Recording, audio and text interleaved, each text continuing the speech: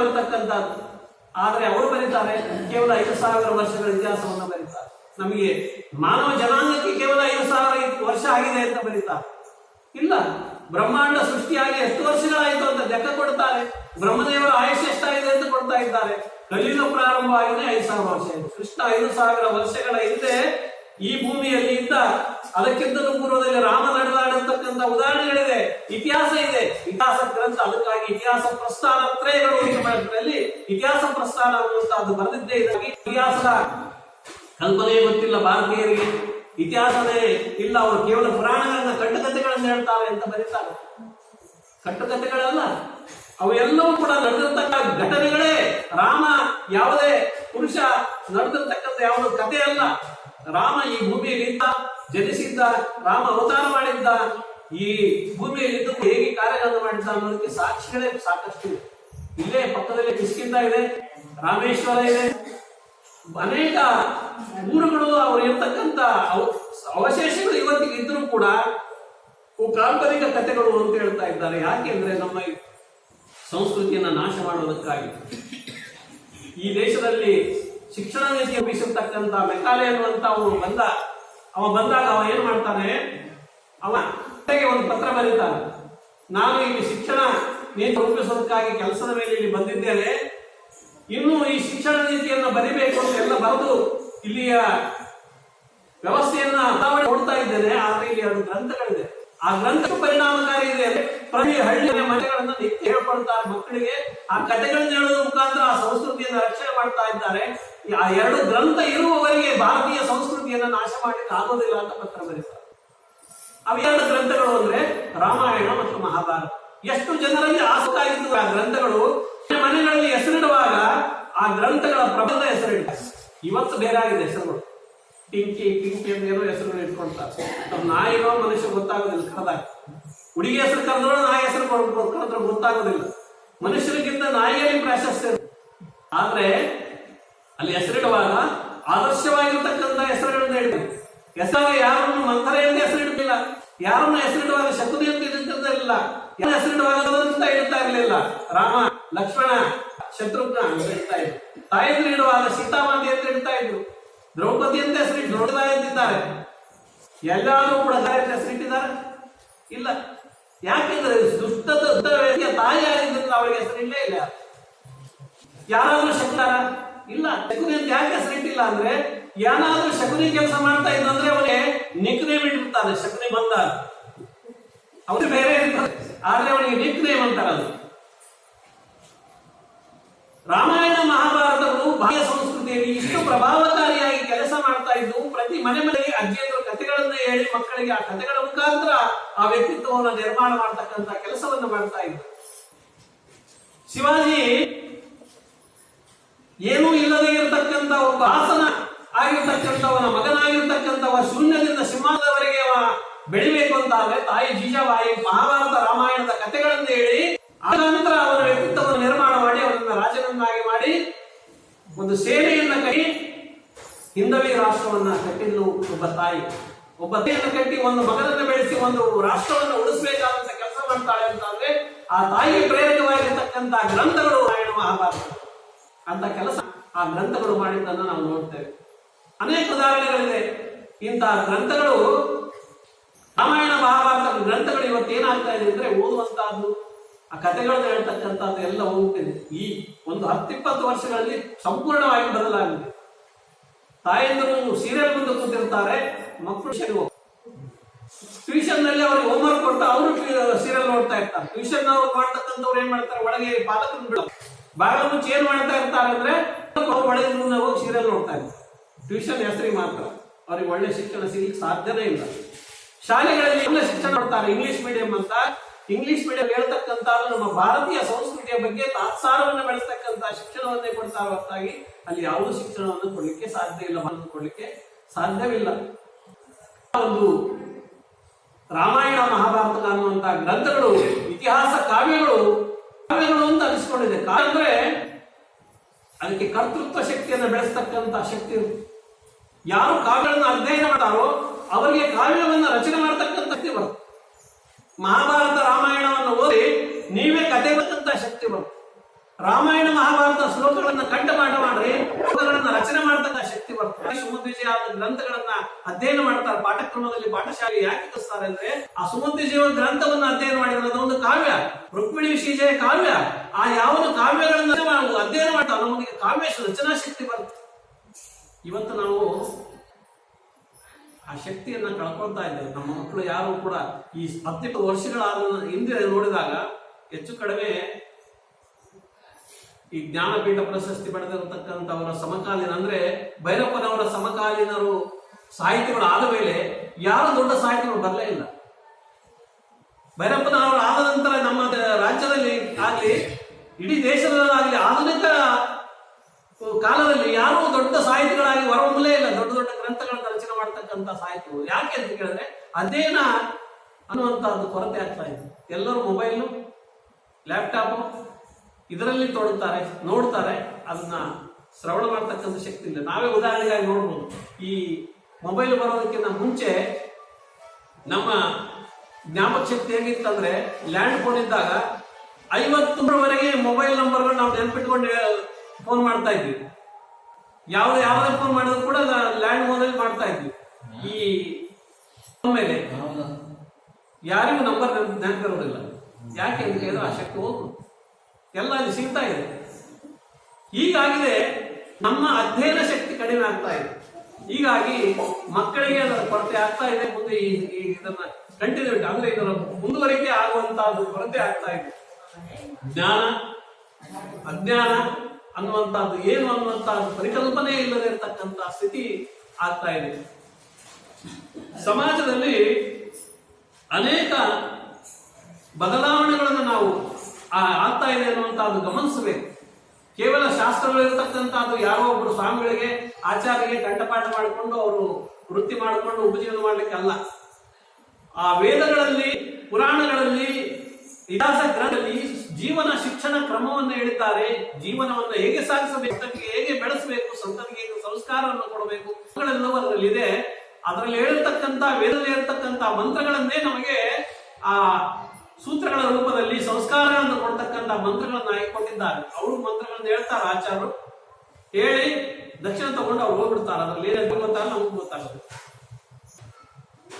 ಅಲ್ಲಿರ್ತಕ್ಕಂಥ ಮಂತ್ರಗಳೆಲ್ಲವೂ ಕೂಡ ಸಂಸ್ಕಾರ ರೂಪದಲ್ಲಿ ಏನೇನನ್ನ ಮಾಡಬೇಕು, ಏನನ್ನ ಮಾಡಬಾರದು, ವಿಧಿ ನಿಷೇಧಗಳನ್ನ ಹೇಳಿರ್ತಾರೆ. ಒಬ್ಬ ಗೃಹಸ್ಥನಾಗಿರ್ತಕ್ಕಂಥವ ಏನನ್ನ ಮಾಡಬೇಕು, ಏನನ್ನ ಮಾಡಬಾರದು, ಬ್ರಹ್ಮಚಾರಿ ಆಗಿರ್ತಕ್ಕಂಥವ ಏನನ್ನ ಮಾಡಬಾರದು ಹೇಳ್ತಕ್ಕಂಥದ್ದೇ ಮಂತ್ರಗಳು. ಮಂತ್ರಗಳು ಅಂದ್ರೆ ಏನು, ಕಂಠಪಾಠ ಮಾಡಿ ಅವು ಹೇಳಿ ಅವ್ರಿಗೆ ಅಷ್ಟೇ ಸಂಬಂಧಪಟ್ಟದ್ದು, ನಮಗೇನು ಸಂಬಂಧ ಇಲ್ಲ ಅಂತಲ್ಲ. ಆ ಮಕ್ಕಳಿಗೆ ಸಂಸ್ಕಾರ ಕೊಡ್ತಕ್ಕಂಥದ್ದೇ ಆ ಮಂತ್ರಗಳು. ಅಂತ ಮಂತ್ರಗಳನ್ನ ನಾವು ಇವತ್ತು ಭಾರತ ರಾಮಾಯಣಗಳನ್ನ ಇವತ್ತು ನಾವು ಬಿಡ್ತಾ ಇದ್ದೇವೆ. ಪರಿಣಾಮವಾಗಿ ಹೊಸ ಒಂದು ಸಂಸ್ಕೃತಿ ಅಂದ್ರೆ ಪಾಶ್ಚಾತ್ಯೀಕರಣ ಅನ್ನುವಂಥದ್ದು ಆಗ್ತಾ ಇದೆ. ಇಂತಹ ಸಂದರ್ಭದಲ್ಲಿ ಆಚಾರ್ಯರು ಕೊಡ್ತಕ್ಕಂಥ ಗ್ರಂಥಗಳು ಏನು ಕೊಟ್ಟಿದ್ದಾರೋ, ಎಷ್ಟು ಜ್ಞಾನ ರಾಶಿಯನ್ನು ಕೊಟ್ಟಿದ್ದಾರೆ ಅಂದ್ರೆ ಅವುಗಳನ್ನ ತಿಳಿದುಕೊಂಡು ಅಧ್ಯಯನ ಮಾಡಲಿಕ್ಕೆ ಆಗದೇ ಇರತಕ್ಕಂಥ ಸ್ಥಿತಿಯಲ್ಲಿ ನಾವು ಬಂದುಬಿಟ್ಟಿದ್ದೇವೆ. ಒಬ್ಬ ಗೃಹಸ್ಥನ ಮನೆಯಲ್ಲಿ ವರಾನ್ವೇಷಣೆ ಅಂದ್ರೆ ಹುಡುಗನಿಗೆ ವಿವಾಹ ಮಾಡುವುದಕ್ಕಾಗಿ ಒಂದು ಕನ್ಯೆಯನ್ನು ನೋಡುವಂತ ಕಾರ್ಯ. ಇವತ್ತು ಅದು ಸಮಸ್ಯೆ ಆಗಿದೆ. 30-40 ಮೀರಿದ್ರೆ ಹುಡುಗರಿಗೆ ಕನ್ಯೆ ಸಿಗ್ತಾ ಇಲ್ಲ. ಹಿಂದೆ ಕನ್ಯೆಯರಿಗೆ ವರ ಸಿಗ್ತಾ ಇರಲಿಲ್ಲ. ಇನ್ನು ಮುಂದೆ ಇನ್ನೊಂದು 4-5 ವರ್ಷಗಳಿಗೆ ಕನ್ಯೆಯರು ಜಾಸ್ತಿ ಆಗ್ತಾ ಇದ್ದಾರೆ, ಹುಡುಗರು ಸಿಗೋದಿಲ್ಲ. ಪ್ರತಿ 20 ವರ್ಷಕ್ಕೆ ಬದಲಾವಣೆ ಆಗ್ತಾ ಇರುತ್ತೆ. ಈ ಮೀಡಿಯೇಟರ್ ಅಂತ ಇರ್ತಾರೆ, ಬ್ರೋಕರ್ಸ್, ಏನಾದ್ರೂ ಮಾಡಿ 1000 ಸುಳ್ಳು ಹೇಳಿ ಒಂದು ಲಗ್ನ ಮಾಡಂತ ಹೇಳಿದ್ದಾರೆ. ಆ ಹುಡುಗನಿಗೆ ಒಳ್ಳೆ ಆಸ್ತಿ ಇದೆ, ಒಳ್ಳೆ ನೌಕರಿ ಇದೆ, ಒಳ್ಳೆ ಬುದ್ಧಿವಂತ ಇದೆ, ಎಲ್ಲ ವಿದ್ಯೆಗಳನ್ನ ಕಲ್ತಾನೆ. ಅವನು ಅನೇಕ ವಿದ್ಯೆಗಳನ್ನ ಕಲ್ತಿದ್ದಾನೆ ಅಂತ ಅವನ ಬಗ್ಗೆ ವರ್ಣನೆ ಮಾಡಿ ಬ್ರೋಕರ್ ಎಲ್ಲ ಮಾಡಿ ಕನ್ಯೆ ಹುಡುಗಿಯ ತಂದೆಗೆ ಒಪ್ಪಿಸಿದ್ರು. ಒಪ್ಪಿಸಿ ಅವನ್ನ ಕರ್ಕೊಂಡ್ಬಂದು ಕೂತಿದ್ರು. ಅವನು ಏನನ್ನ ಕಲ್ತಿದ್ದಾನೋ ಏನೇನನ್ನ ಕಲ್ತಿಲ್ಲ ಅಂತ ಬ್ರೋಕರ್ ಹೇಳ್ತಾ ಇದ್ದ. ಅವನು ಎಲ್ಲ ಕಲ್ತಿದ್ದಾನೆ, ಒಂದು 4 ವಿದ್ಯೆ ಮಾತ್ರ ಅವನಿಗೆ ಬರೋದಿಲ್ಲ ಅಂತ. ಆ 4 ವಿದ್ಯೆಗಳು ಯಾವುದು ಅದು ಹೇಳ್ರಿ. ಹುಡುಗಿಯ ಕಡೆಯವರು ಹೇಳಿದ್ರು. ಆ 4 ವಿದ್ಯೆಗಳು ಯಾವುದು ಅಂದ್ರೆ ಬರೋದಿಲ್ಲ, ಬರ್ಲಿಕ್ಕೆ ಬರೋದಿಲ್ಲ. 2 ಅವನಿಗೆ ತನಗೆ ತಿಳಿಯೋದಿಲ್ಲ, ಇನ್ನೊಬ್ರು ಹೇಳಿದ್ದನ್ನ ಕೇಳೋದು. ಇವ್ 4 ಬರೋದಿಲ್ಲ, ಉಳಿದೆಲ್ಲ ಬರ್ತಾವ. ಕನ್ಯೆ ಏನ್ ಮಾಡ್ಬೇಕು? ವಿದ್ಯೆ ಅನ್ನುವಂತಹದ್ದು ವಿಸ್ತಾರ ಆಗ್ತಕ್ಕಂಥದ್ದು. ಇವು 4 ವಿದ್ಯೆಗೆ ಮೂಲ ರೂಪವಾಗಿರ್ತಕ್ಕಂಥದ್ದು. ಅವಿದ್ಯೆ ಅಂದ್ರೆ ಅಜ್ಞಾನ. ವಿದ್ಯೆ ಅವಿದ್ಯೆಯ ವಿಭಾಗವನ್ನ ಶತಪಥ ಬ್ರಾಹ್ಮಣದಲ್ಲಿ ಯಾಜ್ಞವಲ್ಕ್ಯರು ಮಾಡಿದ್ದಾರೆ. ವಿದ್ಯೆ ಅಂದ್ರೆ ಏನು, ಅವಿದ್ಯೆ ಏನು, ಅದರ ನಿರ್ಣಯವನ್ನ ಈಶಾವಾಸ್ಯೋಪನಿಷತ್ನಲ್ಲಿ ಕೊಡ್ತಾರೆ. ವಿದ್ಯೆಯ ವಿಸ್ತಾರ ರೂಪವಾಗಿರ್ತಕ್ಕಂಥದ್ದು ವಿದ್ಯೆ ಅಂದ್ರೆ ಏನು, ಅವಿದ್ಯೆ ಅನ್ನುವಂತಹದ್ದು ಹೇಳುವಂತಹದ್ದು, ಅದಕ್ಕೆ ನಿರ್ಣಯವನ್ನ ಈಶಾವಾಸ್ಯದಲ್ಲಿ ಕೊಟ್ಟಿದ್ದಾರೆ. ವಿದ್ಯೆ ಅಂದ್ರೆ ಏನು, ಅವಿದ್ಯೆ. ಅವಿದ್ಯೆ ಅನ್ನುವಂತಹದ್ದು ಅಜ್ಞಾನ. ಮಿಥ್ಯಾಜ್ಞಾನ ಅನ್ನುವಂತಹದ್ದು ತಪ್ಪು ತಿಳುವಳಿಕೆ ಎನ್ನುವಂತ. ತಿಳಿಬೇಕು, ಅದು ತಿಳಿದದ್ದನ್ನ ತಪ್ಪು ತಿಳಿದ್ರು ಅದು ಕೂಡ ಅಪರಾಧವೇ. ಯಾರನ್ನ ವ್ಯಕ್ತಿಯನ್ನ ಹೇಗೆ ತಿಳಿಬೇಕು ಹಾಗೆ ತಿಳಿಬೇಕು. ಅದನ್ನ ತಪ್ಪು ತಿಳುವಳಿಕೆ ಅನ್ನುವಂತಹದ್ದು ಆಗಿತ್ತು ಅಂತಾದ್ರೆ ಅದು ಕೂಡ ಡೇಂಜರ್. ಅದಕ್ಕೆ ತಪ್ಪು ತಿಳುವಳಿಕೆ ಕೂಡ ಅಪರಾಧವೇ ಅನ್ನುವಂತಹದ್ದು ರೀತಿಯಲ್ಲಿ, ಅದಕ್ಕಾಗಿ ಸರಿಯಾದ ರೀತಿಯಲ್ಲಿ ಯಾರನ್ನ ಏನನ್ನು ತಿಳ್ಕೊಳ್ಬೇಕು ಅನ್ನುವಂತಹದ್ದು ತಿಳ್ಕೊಂಡು ಅಧ್ಯಯನವನ್ನ ಮಾಡಬೇಕು. ಮಿಥ್ಯಾಜ್ಞಾನವನ್ನು ಕೂಡ ಮಾಡಬಾರದು. ಇನ್ನು ಅನುಭವ ಜ್ಞಾನವೇ ಶ್ರೇಷ್ಠವೇ ಅಂತ ಕೇಳಿದ್ರೆ ಇದೆಲ್ಲವೂ ಕೂಡ ಶಾಸ್ತ್ರದಲ್ಲಿ ಚರ್ಚೆ ಆಗಿರ್ತಕ್ಕಂಥದ್ದು. ಅನುಭವ ಅಂದ್ರೆ ಒಬ್ಬ ವ್ಯಕ್ತಿ ಹುಟ್ಟಿದಿಂದ ಬೆಳೀತಾ ಇದ್ದಂಗೆ ಅವನಿಗೆ ಅನುಭವ ಆಗ್ತದೆ. ಜೀವನ ಅನುಭವವೇ ವಿದ್ಯೆ ಅಂತ ಕೇಳಿದ್ರೆ ಅದು ಅಲ್ಲ ಅಂತ. ಜೀವನ ಅನುಭವವೇ ಬೇರೆ, ವಿದ್ಯೆ ಜ್ಞಾನವೇ ಬೇರೆ ಅಂತ. ಒಬ್ಬ ಬಾಲಕನಾಗಿರ್ತಕ್ಕಂಥವ ಜ್ಞಾನಿಯಾಗಿದ್ರು ಕೂಡ ಅವನಿಗೆ ವಯೋವೃದ್ಧನಾಗಿರ್ತಕ್ಕಂಥ ಜ್ಞಾನವನ್ನು ಪಡೆದಿಲ್ಲ ಅಂದ್ರೆ ಅವನು ವಯೋವೃದ್ಧನಾಗಿದ್ರು ಕೂಡ ಅವನ ಮುಂದೆ ಈ ಬಾಲಕನಾಗಿರ್ತಕ್ಕಂಥವ ಶ್ರೇಷ್ಠ. ಯಾಕೆಂದ್ರೆ ಇವನು ಜ್ಞಾನವೃದ್ಧನಾಗಿದ್ದಾನೆ. ಜ್ಞಾನದಿಂದ ಯಾವನು ಶ್ರೇಷ್ಠನಿದ್ದಾನೋ ಅವನು ಶ್ರೇಷ್ಠತ್ವ ಕನಿಷ್ಠತ್ವದ ಕಲ್ಪನೆಯನ್ನ ಆಚಾರ್ಯರು ಈ ಗ್ರಂಥಗಳಲ್ಲಿ ಅಂತ ವಿಶೇಷಗಳನ್ನು ಮಾಡಿದ್ದಾರೆ. ಅನುಭವ ಜ್ಞಾನ ಅಂದ್ರೆ ಒಬ್ಬ ಏನೂ ಗೊತ್ತಿಲ್ಲ ಅಂತ ಇರ್ತಕ್ಕಂಥ ಹೋಗ್ತಾನೆ, ದಾರಿಯಲ್ಲಿ ನಡ್ಕೊಂಡು ಹೋಗ್ತಾ ಇರ್ತಾನೆ. ನಡ್ಕೊಂಡು ಹೋಗುವಾಗ ಅವನು ಏನೋ ಕಾಲಿಗೆ ಹತ್ತಿರ್ತಕ್ಕಂಥ ಏನ್ ಮಾಡ್ತಾನೆ, ಏನೋ ಹತ್ತಿದ್ದು ಒಂದು ವರ್ಷ ಹೊಡ್ಬಿಡ್ತಾನೆ. ಅದನ್ನೇನು ವಿಚಾರ ಮಾಡ್ಲಿಕ್ಕೆ ಹೋಗೋದಿಲ್ಲ. ಒಬ್ಬ ಮೂಢ. ಇನ್ನೊಬ್ಬ ಜ್ಞಾನಿ ಹೋಗ್ತಾ ಇದ್ದಾನೆ, ವಯೋವೃದ್ಧನಾಗಿರ್ತಕ್ಕಂಥ ಅನುಭವ ಜ್ಞಾನ ಇರ್ತಕ್ಕಂಥವ. ಆ ಅನುಭವ ಅನ್ನುವಂತಹದ್ದು ಅವನಿಗೆ ಇದೇ ಆದ್ರಿಂದ ಏನು ಕಾಲಿಗೆ ಹತ್ತು ಅಂತ ಅವನು ಏನ್ ಮಾಡ್ತಾನೆ, ಕೈಗೆ ಹಚ್ಕೊಂಡು ನೋಡ್ತಾನೆ. ಕೈಗೆ ಹತ್ತಿದಾಗ ಗೊತ್ತಾಗ್ಲಿಲ್ಲ ಅಂತ ವಾಸನೆ ನೋಡ್ತಾನೆ. ಅದು ಅನುಭವ ಜ್ಞಾನವು ಪರಿಣಾಮಕಾರಿ ಆಗೋದಿಲ್ಲ ಅಂತ. ಆಗ ಯಾರೋ ಒಬ್ಬ ಇನ್ನೊಬ್ಬ ಬರ್ತಾನೆ, ಕತ್ತಲಲ್ಲಿ ಹೇಳ್ತಾ ಇರ್ತಾನೆ. ಅವನು ನೋಡು ಅಲ್ಲಿ ಸಗಣಿ ಬಿದ್ದಿದೆ, ನೀನು ಆ ಕಡೆ ಹೋಗೋಣ, ಪಕ್ಕದಲ್ಲಿ ಹೋಗೋದು. ನಿನಗೆ ಹೇಗೆ ಗೊತ್ತಾಯ್ತು ಅಂತ. ಗೊತ್ತಾಗ್ಲಿಲ್ಲ ನನಗೆ, ನಾನು ಕತ್ತಲ್ಲಿ ಕಾಣಲಿಲ್ಲ, ಅದಕ್ಕಾಗಿ ಕೈ ಹಚ್ಕೊಂಡಾಗ ಗೊತ್ತಾಗ್ಲಿಲ್ಲ, ಅದಕ್ಕೆ ಮೂಗು ಹಚ್ಕೊಂಡೆ. ಅವನಿಗೆ ಅನುಭವ ಆಯ್ತು, ಆದ್ರೆ ಅನುಭವ ಅದಕ್ಕೆ ಅದು ಜ್ಞಾನವಾಗಲಿಲ್ಲ. ಆದ್ರಿಂದ ಅನುಭವ ಜ್ಞಾನವೂ ಕೂಡ ಜ್ಞಾನ ಅಲ್ಲ. ಆ ಜ್ಞಾನ ಅನ್ನುವಂತಹದ್ದು ವೇದದಿಂದ ಬಂದಿರತಕ್ಕಂಥದ್ದೇ ಜ್ಞಾನ ಅನ್ನುವಂಥದ್ದು. ವೇದ ಪ್ರಾಮಾಣ್ಯ ಯಾವುದಿದೆಯೋ, ವೇದಕ್ಕೆ ಅನುಸಾರಿಯಾಗಿರ್ತಕ್ಕಂಥದ್ದು ಯಾವುದಿದೆಯೋ ಅದು ಜ್ಞಾನ ಅನ್ನುವಂಥದ್ದು. ಆ ಜ್ಞಾನಕ್ಕೆ ಮಹತ್ವವನ್ನು ಕೊಡಬೇಕಾಗಿರ್ತಕ್ಕಂಥದ್ದು ಇದು. ಇನ್ನೊಂದು ಉದಾಹರಣೆ ನೋಡ್ಬೇಕಾದ್ರೆ ಶಾಲೆಯ ಮಕ್ಕಳು ಒಂದೆಲ್ಲೋ ಪಿಕ್ನಿಕ್ ಹೋಗಿದ್ರಲ್ಲಿ. ಪಿಕ್ನಿಕ್ ಹೋಗುವಾಗ ಅಲ್ಲಿ ಒಂದು ದೇವಸ್ಥಾನದಲ್ಲಿ, ಪ್ರಾಚೀನ ದೇವಸ್ಥಾನ, ಆ ಪ್ರಾಚೀನ ದೇವಸ್ಥಾನದಲ್ಲಿ ಒಂದು ನಂದಿ ಇತ್ತು. ಆ ನಂದಿಯ ಮೂಗಿನಲ್ಲಿ ಒಬ್ಬ ಬಟ್ಟಿಟ್ಟಾಗ ಒಳಗಡೆ ಒಂದು ಏನೋ ಇತ್ತು, ಅದು ಕುಟಿದು ಕೂಡ ಅಂದವ ತಕ್ಕೊಂಡ ಏನಿತ್ತು ಒಳಗೆ ತಣ್ಣಗಿದೆ ಅಂದ. ಇನ್ನೊಬ್ಬ ಬಂದ, ಅವನು ಕೈ ಇಟ್ಟ, ಅವನಿಗೂ ಕುಟಿತ್ತು, ತಕ್ಕೊಂಡ. ಅವನು ಹೇಳಿ ನೋಡಿ, ನನಗೆ ಕಡಿತು, ಅವನಿಗೆ ಹೇಳಿಲ್ಲ ಅಂತ ಇನ್ನೊಬ್ಬನಿಗೆ ಹೇಳ್ದ, ತಣ್ಣಗಿದೆ ಅಂತ. ಎಲ್ಲರೂ ಕೂಡ ಅನುಭವ ಆಗಿದ್ರು ಕೂಡ ಚೋಳ ಕಚ್ಚಿದೆ ಅಂತ ಯಾರು ಹೇಳಿಲ್ಲ. ಅನುಭವ ಜ್ಞಾನ ಅನ್ನುವಂತಹದ್ದು ಹೀಗೆ. ವಯಸ್ಸಾದವರು ಕೂಡ ತಮ್ಮ ಅನುಭವವನ್ನ ಸರಿಯಾದ ರೀತಿಯಲ್ಲಿ ಹೇಳ್ತಾ ಇದ್ದಾರೆ ಎನ್ನುವಂತ ನಂಬಿಕೆ ಬರೋದಿಲ್ಲ. ಆದ್ರಿಂದ ಅನುಭವ ಜ್ಞಾನ ಪ್ರಮಾಣವಲ್ಲ, ವೇದ ಜ್ಞಾನವೇ ಪ್ರಮಾಣ ಅನ್ನುವಂತಹದ್ದನ್ನ ತಿಳಿಸ್ತಕ್ಕಂಥದ್ದು. ಹೀಗೆ ಅನುಭವಜನ್ಯವಾಗಿರ್ತಕ್ಕಂಥ ಜ್ಞಾನ ಕೇವಲ ವಯಸ್ಸಾಗಿದೆ. ದನಗಳು ಹುಟ್ಟುತ್ತವೆ, ಪ್ರಾಣಿಗಳು ಹುಟ್ಟುತ್ತವೆ, ಅನ್ನ ಆಹಾರ ನಿದ್ರಾ ಮೈಥುನಾದಿ ಮಾಡ್ತವೆ.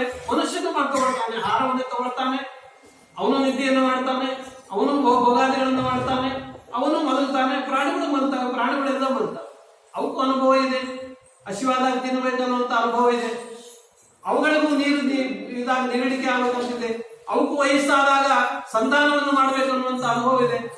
ಅವುಗಳಿಗೂ ವಯಸ್ಸಾಗ್ತಾ ಇದೆ. ಮನುಷ್ಯನಿಗೂ ಅವುಗಳಿಗೆ ಇರ್ತಕ್ಕಂಥ ವ್ಯತ್ಯಾಸ ಏನು?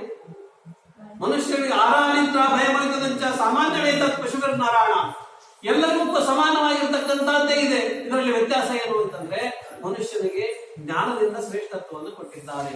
ಜ್ಞಾನ ಅಂದ್ರೆ ಯಾವುದು ಅಂತ ಕೇಳಿದ್ರೆ, ಜ್ಞಾನ ಅಂದ್ರೆ ವೇದಜನ್ಯವಾಗಿರ್ತಕ್ಕಂಥ ಜ್ಞಾನವೇ ಜ್ಞಾನ. ಆ ವೇದಜನ್ಯವಾಗಿರ್ತಕ್ಕಂಥ ಜ್ಞಾನವನ್ನ ಪಡೆದಿರ್ತಕ್ಕಂಥವ ಶ್ರೇಷ್ಠತ್ವವನ್ನು ಪಡಿತಾವೆ. ಅದಕ್ಕಾಗಿ ವೇದದಲ್ಲಿ ಏನು ಹೇಳಿದೆ ಅಂತ ನಿರ್ಣಯವನ್ನು ಕೊಡ್ತಕ್ಕಂಥ ಪ್ರಸ್ಥಾನತ್ರಯಗಳನ್ನು ರಚನೆ ಮಾಡಿದ್ದಾರೆ ಆಚಾರ್ಯರು. ಅಂತ ಪ್ರಸ್ಥಾನತ್ರಯಗಳಿಗೆ ಇತಿಹಾಸ ಪ್ರಸ್ಥಾನ ಅನ್ನುವಂತಹದ್ದೇನಿದೆ ಅದು ವೇದ ಅನುಸಾರಿಯಾಗಿರ್ತಕ್ಕಂಥ ವಿಚಾರಗಳನ್ನ ಹೇಳ್ತಾ ಇದೆ. ನಿರ್ಣಯವನ್ನು ಕೊಡುವಾಗ ಅವಕ್ಕೆ ಆಧಾರವನ್ನು ಕೊಡ್ತಾರೆ.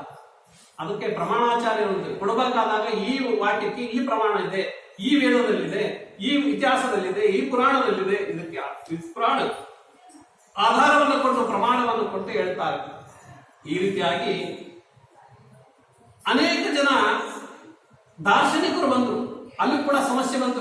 ವೇದವನ್ನು ಒಪ್ಪಿದ್ರು ಕೂಡ ವೇದವನ್ನ ತಪ್ಪು ತಿಳುವಳಿಕೆ ಉಳ್ಳಂತ ಜ್ಞಾನಿಗಳು ಕೆಲವರು ಬಂದರು.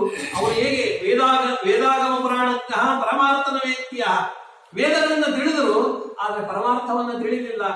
ವಿಡಂಬಕಶ ತಶ್ಚೈವ ತತ್ಸರ್ವಂ ಕಾಕ ಭಾಷೆ. ಕೇವಲ ವೇದವನ್ನು ತಿಳಿದ್ರು, ತಮಗೆ ತೋಚಿದಂತೆ ಅಧ್ಯಯನವನ್ನು ಮಾಡಿದ್ರು. ವೇದವ್ಯಾಸರ ಆ ಉದ್ದೇಶ ಏನಿತ್ತು, ವೇದದ ಉದ್ದೇಶದ ಅದನ್ನ ಸಾರ್ಥಕಪಡಿಸಲಿಲ್ಲ. ತಮಗೆ ತಿಳಿದಂತೆ ಅದಕ್ಕೆ ಅರ್ಥವನ್ನು ಬಿಡಿದ್ರು. ಆದ್ದರಿಂದ ಅದು ವೇದ ಇತಿಹಾಸ ಪುರಾಣಾಭ್ಯಾಮ್ ವೇದ ಸಮೂಪ ಬ್ರಹ್ಮಿತ ಅಂತ ಹೇಳಿದ್ರು. ವೇದಗಳನ್ನ ಅರ್ಥೈಸಬೇಕಾದಾಗ ಇತಿಹಾಸಗಳನ್ನು ಇಟ್ಟುಕೊಂಡು ವೇದಗಳಿಗೆ ಅರ್ಥವನ್ನು ಬರೆಯಬೇಕು ಅಂತ. ಅದಕ್ಕಾಗಿ ಆ ವೇದವನ್ನ ಇಟ್ಟುಕೊಂಡು ನಿರ್ಣಯಗಳನ್ನು ಕೊಟ್ಟಿರ್ತಕ್ಕಂಥ ಆಚಾರ್ಯರು ಸುಮಧ್ವಿಜಯದ ಆ 15ನೇ ಅಧ್ಯಾಯದಲ್ಲಿ ಒಂದು ಮಾತಲ್ಲಿ ಬರ್ತದೆ. ನಾರಾಯಣ ಪಂಡಿತಾಚಾರ್ಯ ಹೇಳ್ತಾರೆ, ಇತಿಹಾಸ ಪುರಾಣಾಬ್ಧೇ ಭವಚಿತ್ರಾದಿ ನೋಡಿತ ಜಾತಾಂ ಭಾರತ ತಾತ್ಪರ್ಯ ಸುಧಾಂ ಕಹ ಸನ್ನ ಸೇವತೆ. ಭಾರತ ತಾತ್ಪರ್ಯ ನಿರ್ಣಯ ಅನ್ನುವಂತಹದ್ದೇನಿದೆಯಲ್ಲ, ವೇದದ ಸಾರರೂಪವಾಗಿರತಕ್ಕಂಥ ಅಮೃತ ಅದು. ಆ ಮಹಾಭಾರತ ತಾತ್ಪರ್ಯ ನಿರ್ಣಯ ಅನ್ನುವಂತಹದ್ದು ಮಹಾಭಾರತದ ಅಮೃತ ರೂಪವಾಗಿರ್ತಕ್ಕಂಥದ್ದು. ಯಾರ್ಯಾರಿಗೂ ಸಜ್ಜನರಿಗೆ ಸುಜೀವಿಗಳಿಗೂ ಎಲ್ಲೆಲ್ಲಿ ಸಂದೇಹಗಳು ಬರ್ತದೆಯೋ ಆ ಸಂದೇಹಗಳಿಗೆ ಉತ್ತರ ಕೊಡ್ತಕ್ಕಂಥದ್ದು ಮಹಾಭಾರತ. ಅಂತ ಮಹಾಭಾರತದ ನಿರ್ಣಯವನ್ನು ಆಚಾರ್ಯರು ಕೊಟ್ಟಿದ್ದಾರೆ. ಮಹಾಭಾರತದ ನಿರ್ಣಯಕ್ಕೆ ಅಷ್ಟೇ ಅಲ್ಲ, ಹರಿವಂಶಾದಿ ಗ್ರಂಥಗಳು ಜೊತೆಯಲ್ಲಿ ರಾಮಾಯಣಾದಿ ಗ್ರಂಥಗಳಿಗೆ ಅಲ್ಲಲ್ಲಿ ಅವುಗಳಿಗೆ ನಿರ್ಣಯಗಳನ್ನು ಕೊಡ್ತಾ ಬಂದಿದ್ದಾರೆ. ಈ ರೀತಿಯಾಗಿ ಯಾರು ಇವುಗಳನ್ನ ತಿಳಿತಾರೋ ಇದೇ ಸರಿಯಾದ ವಿದ್ಯೆ ಅನ್ನುವಂಥದ್ದು. ವಿದ್ಯೆ ಅವಿದ್ಯೆಯ ವಿಭಾಗವನ್ನು ಮಾಡಿಕೊಟ್ಟಿದ್ದಾರೆ. ಅಲ್ಲಿ ಅದೇ ವಿಷಯವನ್ನು ಯಾವ ವಿದ್ಯಾ ಸಾವಿಮುಕ್ತ, ಯಾರು ಈಗಳನ್ನ ಪಡಿತಾರೋ ಅದರಲ್ಲಿ ಅಣುಭಾಷ್ಯದಲ್ಲಿ ಹೇಳುವಾಗ ಶಿವೇನ ಕರ್ಮಣ ಸ್ವರ್ಗಂ ವಿರಯಂಚ ವಿಕರ್ಮಣ. ಯಾರು ಒಳ್ಳೆ ಕರ್ಮಗಳನ್ನು ಮಾಡ್ತಾರೋ ಅವರಿಗೆ ಸ್ವರ್ಗಕ್ಕೆ ಒಳ್ಳೆ ಕರ್ಮಗಳನ್ನು ಮಾಡಿದವರು, ಕೆಟ್ಟ ಕರ್ಮಗಳನ್ನು ಮಾಡಿದವರಿಗೆ ನರಕಾದಿ ಅನರ್ಥಗಳು. ಆಮೇಲೆ ಮಿಥ್ಯಾಜ್ಞಾನೇನ ತಮೋ, ಮಿಥ್ಯಾಜ್ಞಾನವನ್ನು ತಪ್ಪು ತಿಳುವಳಿಕೆ ಮಾಡಿದರೆ ತಮಸ್ಸಾಗ್ತದೆ. ಜ್ಞಾನೇನ ಇವ ಪರಂಪರ, ಜ್ಞಾನದಿಂದಲೇ ಮುಕ್ತಿ ಎನ್ನುವಂತ ಮಾತನ್ನ ಅಣುಭಾಷ್ಯದಲ್ಲಿ ಆಚಾರ್ಯರು ಸ್ಪಷ್ಟಪಡಿಸಿದ್ದಾರೆ. ಅಣುಭಾಷ್ಯಕ್ಕೆ ನಿರ್ಣಯವ ಶಾಸ್ತ್ರರೂಪವಾಗಿರ್ತಕ್ಕಂಥ ಮಹಾಭಾರತ ತಾತ್ಪರ್ಯದಲ್ಲಿ ಸರ್ವಶಾಸ್ತ್ರಾರ್ಥ ಸಂಗ್ರಹ ಅನ್ನುವಂತ ಹೆಸರನ್ನು ಕೊಟ್ಟಿರ್ತಕ್ಕಂಥ 1ನೇ ಅಧ್ಯಾಯ. ಈ ರೀತಿಯಾಗಿ 3 ಅಧ್ಯಾಯಗಳಲ್ಲಿ ಸ್ಪಷ್ಟವಾಗಿ ನಮಗೆ ಕೊಟ್ಟಿರ್ತಕ್ಕಂಥದ್ದು. ಆ 3ನೇ ಅಧ್ಯಾಯದ 1ನೇ 2 ಶ್ಲೋಕ ರಾಮ, ಕೃಷ್ಣ ಮತ್ತು ವೇದವ್ಯಾಸರ ಸ್ತುತಿಯನ್ನ ಮಾಡ್ತಾರೆ. ರಾಮಾವತಾರದ್ದು ಚಂದ್ರವಂಶದಲ್ಲಿ ಸೂರ್ಯವಂಶದಲ್ಲಿ ಅವತಾರ ಮಾಡಿರ್ತಕ್ಕಂಥ ಭಗವಂತನ 2 ರೂಪಗಳ ಜೊತೆಯಲ್ಲಿ ವೇದವ್ಯಾಸ ರೂಪ. ವೇದವ್ಯಾಸ ಅವತಾರ ಮಾಡಿರ್ತಕ್ಕಂಥದ್ದು ಕೂಡ ಕೃಷ್ಣಾವತಾರದ ಸಂದರ್ಭದಲ್ಲಿ ಒಂದು ಜ್ಞಾನ ಕಾರ್ಯ, ಒಂದು ಬಲ ಕಾರ್ಯ, 2 ಭಗವಂತನ ರೂಪಗಳು. ಅಷ್ಟೇ ಅಲ್ಲ, ಪರಶುರಾಮ ಅವತಾರಕ್ಕೂ ಭಗವಂತನ ರೂಪವು ಕೂಡ ಅಲ್ಲಿ ಇತ್ತು. 3 ಇರ್ತಕ್ಕಂಥ ರೂಪಗಳು ಅಲ್ಲಿ ಒಂದೇ ಕಡೆ ಇರತಕ್ಕಂಥ ಸಂದರ್ಭವನ್ನು ನೋಡ್ತೇವೆ. ಹಾಗಾದ್ರೆ ಮಹಾಭಾರತವನ್ನು ನಡೆದಾಗ ವೇದವ್ಯಾಸರು ಬರೆದ್ರ ಅಂದ್ರೆ ಇಲ್ಲ. ಅದಕ್ಕೆ ನಿರ್ಣಯವನ್ನು ಕೊಡ್ತಾ ಮುಂದೆ ಆಚಾರ್ಯರು ವೇದವ್ಯಾಸರ ಅವತಾರವನ್ನ ಮಾಡಿ ಕೇವಲ 3ನೇ ವರ್ಷಕ್ಕೆ ಮಹಾಭಾರತ ಗ್ರಂಥವನ್ನು ರಚನೆ ಮಾಡಿ, ವೇದವ್ಯಾಸರ ಅವತಾರ ಮಾಡಿ 3ನೇ ವರ್ಷಕ್ಕೆ ಮಹಾಭಾರತ ಗ್ರಂಥವನ್ನು ರಚನೆ ಮಾಡ್ತಾರೆ. ಅವರ 600 ವರ್ಷಗಳ ಸಂದರ್ಭದಲ್ಲಿ ಅವರಿಗೆ 3 ಮಕ್ಕಳು ಧೃತರಾಷ್ಟ್ರ, ಪಾಂಡು, ವಿದುರ ಜನಿಸಿರ್ತಕ್ಕಂಥದ್ದು. ವೇದವ್ಯಾಸರಿಗೆ 600 ವರ್ಷಗಳಾದಾಗ ಆ ಮಕ್ಕಳು ಜನಿಸ್ತಾರೆ. ಆದ್ರೆ ಮುಂದಿನ 600 ವರ್ಷಗಳ ನಂತರ ಮುಂದೆ ಮಹಾಭಾರತ ಕಥೆ ನಡೀತದೆ. ಭಗವಂತನೇ ಅವತಾರ ಮಾಡಿರೋದ್ರಿಂದ ಅಲ್ಲಿ ಏನು ನಡೀತದೆಯೋ ಅದೆಲ್ಲವನ್ನು ಮೊದಲೇ ಭಗವಂತ ವೇದವ್ಯಾಸ ರೂಪದಿಂದ ಬರೆದಿಟ್ಟಿದ್ದಾರೆ. ಅದರಲ್ಲಿ ಬರೆದಿಟ್ಟಂತೆ ಕೃಷ್ಣಾವತಾರವೂ ಆಗಿಲ್ಲ, ಪಾಂಡವರು ಜನಿಸಿಲ್ಲ, ಧೃತರಾಷ್ಟ್ರಗಳು ಜನಿಸಿಲ್ಲ, ಭೀಷ್ಮನ ಸಂದರ್ಭ, ಆ ಸಂದರ್ಭದಲ್ಲಿ ಭೀಷ್ಮ ನಂತರ ಅಲ್ಲಿ ವೇದವ್ಯಾಸರು ಅವತಾರ ಮಾಡಿರ್ತಕ್ಕಂಥದ್ದು. ಶಂತನುವಿನ ಅವತಾರದಿಂದ ವರುಣದೇವನ ಅವತಾರ, ಅಲ್ಲಿಂದ ಹಿಡಿದು ಪ್ರಾರಂಭ ಆಗ್ತಕ್ಕಂಥ ಕಥೆಯನ್ನು ಪ್ರಾರಂಭ ಮಾಡಿ ಮಹಾಭಾರತವನ್ನ ಪರೀಕ್ಷಿತನವರೆಗೆ, ಜನಮೇಜಯನವರೆಗೆ ಆ ಮಹಾಭಾರತವನ್ನ ವಿಸ್ತಾರವಾಗಿ ಸೃಷ್ಟಿಯ ವಿಸ್ತಾರವನ್ನು ಹೇಳ್ತಾ ಬರ್ತಾರೆ. ಬ್ರಹ್ಮಾಂಡ ಸೃಷ್ಟಿ ಹೇಗೆ ಆಯ್ತು ಅನ್ನುವಂತಹದ್ದನ್ನ ಬರೀತಾರೆ. ನಾವು ಬ್ರಹ್ಮಾಂಡ ಸೃಷ್ಟಿಯನ್ನ ಬರೆದು ಸೃಷ್ಟಿಯಾಗಿರ್ತಕ್ಕಂತಹ ಕ್ರಮವನ್ನು ಬರೆದು ಕೇವಲ ಅದನ್ನ ಆ ಗ್ರಂಥದಲ್ಲಿ ಇಲ್ಲ, ನಮ್ಮ ಅನುಭವಕ್ಕೆ ಬರುವಂತೆ ಹೇಗೆ ನಾವು ಸೃಷ್ಟಿಯನ್ನ ಅರ್ಥೈಸಿಕೊಳ್ಳಬೇಕು ಅಂತ ತಿಳಿಸಿದ್ದಾರೆ ಆಚಾರ್ಯರು. ನಾವು ಇವತ್ತು ವಾಸ್ತು ಮಾಡ್ತೇವೆ, ಮನೆ ವಾಸ್ತು ಇತ್ಯಾದಿಗಳನ್ನು ಮಾಡ್ತೇವೆ. ಮಾಡುವಾಗ ನವಗ್ರಹ ಪೂಜೆಗಳನ್ನು ಮಾಡ್ತೇವೆ, ಅಷ್ಟದಿಕ್ಪಾಲಕರ ಪೂಜೆಗಳನ್ನು ಮಾಡ್ತೇವೆ, ಅಲ್ಲಿ ಕಲಶಗಳನ್ನು ಸ್ಥಾಪನೆ ಮಾಡ್ತೇವೆ. ಇದೆಲ್ಲ ಏನು ಅನ್ನುವಂತಹದ್ದು. ಅಲ್ಲಿ ನವಗ್ರಹ ದೇವತೆಗಳು ಅಂದ್ರೆ ಕಾಲನಿಯಾಮಕರು ದೇವತೆಗಳು. ಭಗವಂತನ 24 ರೂಪಗಳಿಗೆ 24 ದೇವತೆಗಳನ್ನ ಈ ಸೃಷ್ಟಿಯನ್ನು ನೇಮನ ಮಾಡಲಿಕ್ಕಾಗಿ 24 ತತ್ವಾದಿ ದೇವತೆಗಳನ್ನ ಸೃಷ್ಟಿ ಮಾಡಿದ. ಆ 24 ದೇವತೆಗಳು ಸೃಷ್ಟಿಯನ್ನು ನೇಮವನ್ನು ಮಾಡ್ತಾರೆ. ಅಷ್ಟದಿಕ್ಪಾಲಕರು ಹೊಂದಿದ್ದಾರೆ.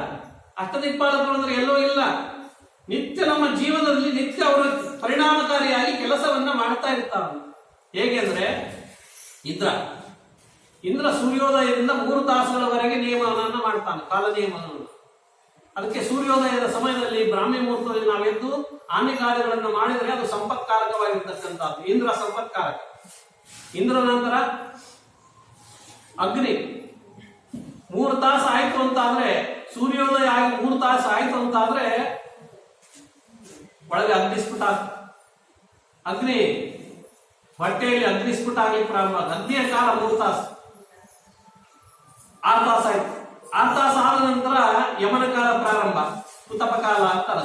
11:30ಯಿಂದ ಕುತಪ ಕಾಲ 3 ತಾಸು, 1:30ವರೆಗೆ. ಆ ಕುತಪ ಕಾಲ ಯಮನ ಕಾಲ. ಯಮನ ಕಾಲದಲ್ಲಿ ಏನು ಮಾಡಬೇಕು? ಶ್ರಾದ್ದಾದಿಗಳನ್ನು ಮಾಡಬೇಕು. ಇವರು ಮಾಡೋದ ಶ್ರಾದ್ದನ್ನು 1:30 ಮೇಲೆ ಸ್ಟಾರ್ಟ್ ಮಾಡ್ತಾರೆ. ಇಲ್ಲ, 1:30 ಒಳಗೆ ಶ್ರಾದ್ದ ಮುಗಿಬೇಕು. ಬ್ರಾಹ್ಮಣ ಭೋಜನ ಕೂಡ 3 ಗಂಟೆ ಒಳಗೆ ಮುಗಿದೋಗ್ಬಿಡ್ಬೇಕು, ಎಲ್ಲ ತಮ್ಮದು ಕೂಡ. ಆದ್ರೆ ಕುತಪ ಕಾಲದ ಶ್ರಾದ್ದ ಮಾಡೋದಂದ್ರೆ 1:30ಗೆ ಅಂತಿಕೊಂಡಿರ್ತಾರೆ. 11:30ಇಂದಲೇ ಕುತಪ ಕಾಲ ಪ್ರಾರಂಭ ಆಗಿದೆ. ಹೀಗೆ ಯಮನ